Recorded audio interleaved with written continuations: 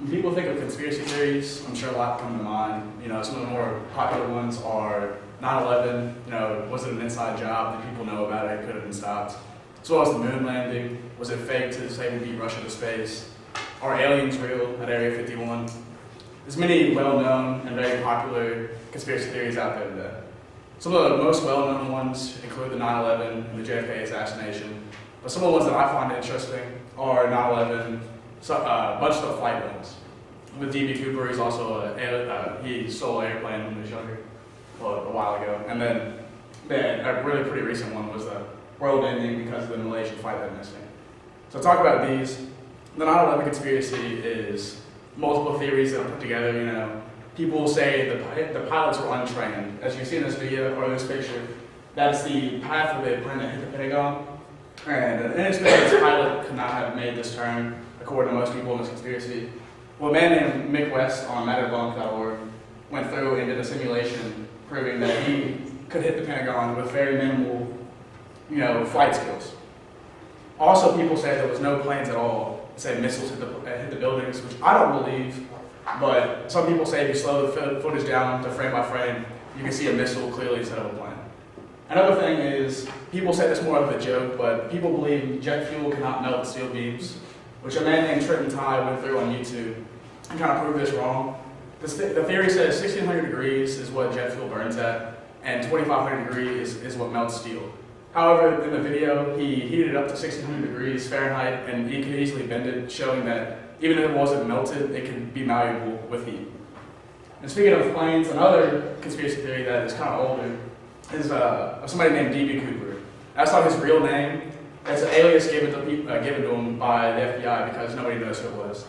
The story behind him is he was getting on a commercial flight when it first became popular. You take commercial flights with a bomb.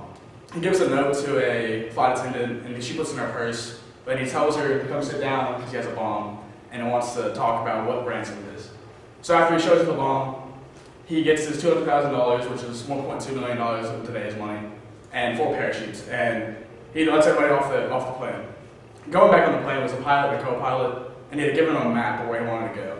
And for a 2-hour span, there was an idle speed where he was going to jump out.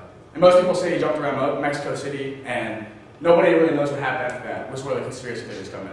The FBI has canceled all their investigations on this because nothing was ever found, and it's been about 30 years since they canceled the investigation. What happened to him is what people kind of conspiracize about. Some people say he used the money to change his identity illegally in Mexico and lived a new life. Some people say he didn't even get the flight down because you couldn't jump out of a parachute of a commercial plane. So nobody really knows. With that one, the final conspiracy theory we want to talk about is a new one. It's the Malaysian Flight 370 that went missing a couple years ago. It's about a junior in high school when this happened. And just recently, over spring break, apparently people were getting voicemails from the black box from this plane. Well, I thought it was just fraudulent phone calls and people playing jokes, trying to get money and scams. Some people took it pretty seriously. A man named Shin Tudor, who's a conspiracist theory person I've listened to on YouTube before, kept all the records in track.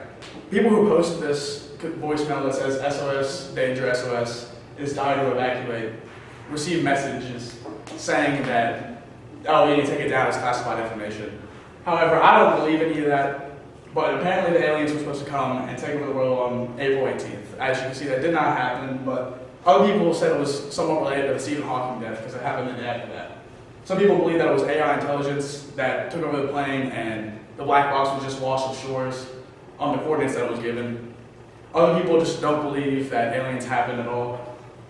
And to conclude my speech here, I just want to say, I don't really believe in these conspiracy theories, but I just like to go and read them to see both sides of the stories. There's people out there called truthers who really just don't believe we get all the information about certain things like 9/11, Area 51.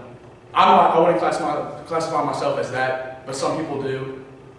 There's multiple conspiracy theories out there that are well known, and these are just a few of them.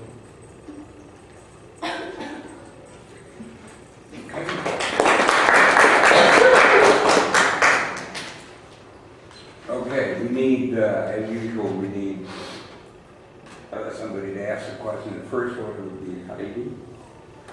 Sneeze. What got you interested in all these conspiracy theories?